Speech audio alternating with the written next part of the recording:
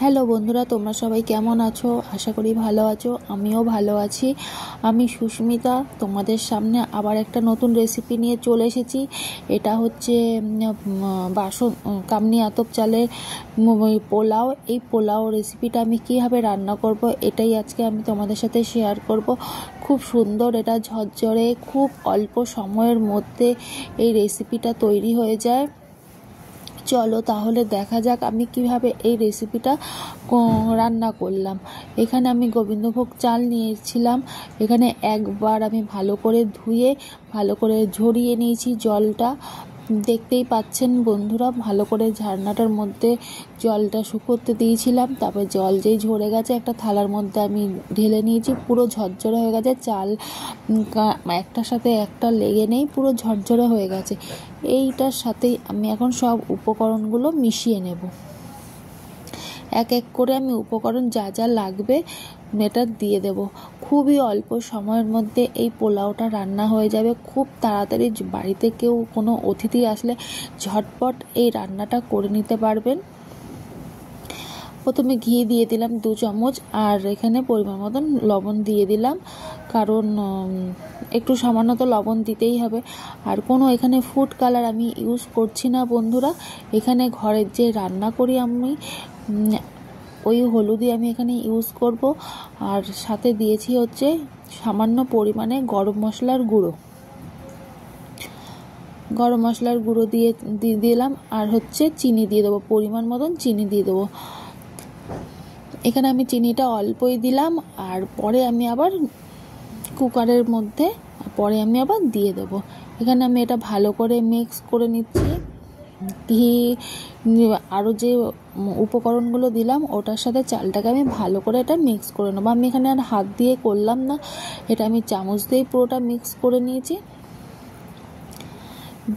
আমার ভালো করে মিক্স করা হয়ে গেছে, দেখতেই পাচ্ছেন বন্ধুরা। খুবই অল্প সময়ের মধ্যে এটা ঝটপট রান্নাটা হয়ে যায়। এখানে আমি কুকার বসিয়ে নিয়েছি। কুকারটা আমার গরম হয়ে গেছে। ওর মধ্যে আমি সামান্য সাদা তেল দিয়ে দিলাম, 3 চামচের মতন সাদা তেল দিলাম। তার সাথে দিয়ে দেবো ঘি।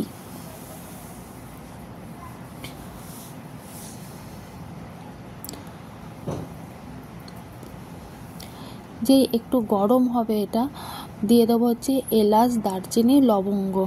ওই ঘি আর সাদা তেলটা যে দিলাম ওর মধ্যে দিয়ে দিলাম, আর একটা দিয়েছি তেজপাতা।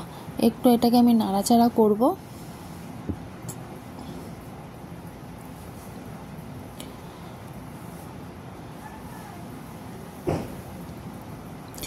আর সামান্য একটু আদা বাটা দিয়ে দিলাম। আদাটাকে দিয়ে আবার একটু আমি নাড়াচাড়া করে নিচ্ছি। আদার যে কাঁচা গন্ধটা যেন চলে যায়, একটু আমি নাড়াচাড়া করে নিচ্ছি।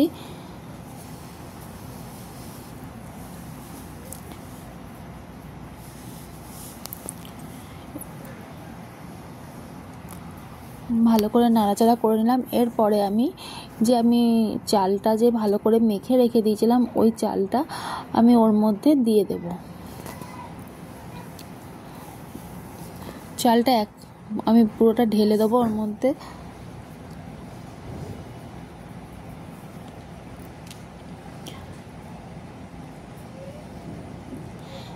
পুরো চালটা আমার দেওয়া হয়ে গেছে। আর আমি এখানে আগে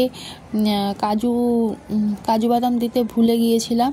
এবার নাড়াচাড়া করার পরে মাঝখানটা একটু সাইড করে নিয়ে চালগুলোকে মাঝখানটায় যে ঘি রয়েছে ওর মধ্যে আমি কাজু বাদামটা দিয়ে দেবো। কাজু বাদামটা মাঝখানটা দিয়ে একটু ভেজে নেবো।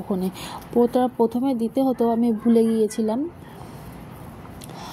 যেহেতু আমি এখানে কিশমিশ এখানে আমি ইউজ করিনি, কারণ আমি কিশমিশ খাই না বলে ওই জন্য আমি ইউজ করিনি, শুধু কাজু বাদাম দিয়েই করেছি।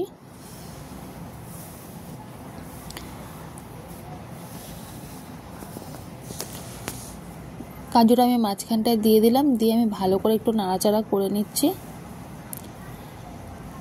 চালটা একটু ভালো করে ভাজতে হবে। ভালো করে আমি এই যে নাড়াচাড়া করে নিচ্ছি খুন্তিটা দিয়ে।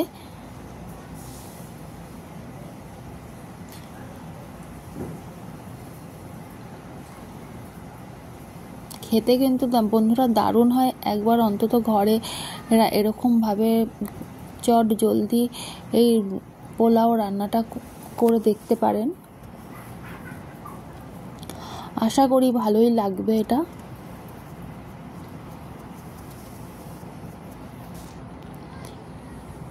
ভালো করে আমার এই যে নাড়াচাড়া করা হয়ে গেছে চালটা, এইবারে আমি আরেকবার একটু নাড়িয়ে তারপর আমি পরিমাণ মতন জল ঢেলে দেব।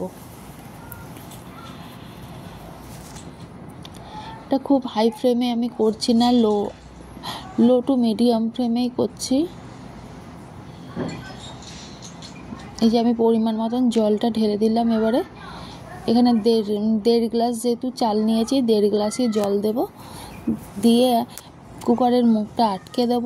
ভালো করে নাড়াচাড়া করে নিলাম একবার, দিয়ে প্রেসার কুকারের মুখটা আটকে দেবো। দিয়ে একটা সিটি দেব, বেশি সিটি দেবো না। একটা সিটি দিলেই আমার রেডি হয়ে যাবে ঝরঝরে বাসন্তী পোলাও।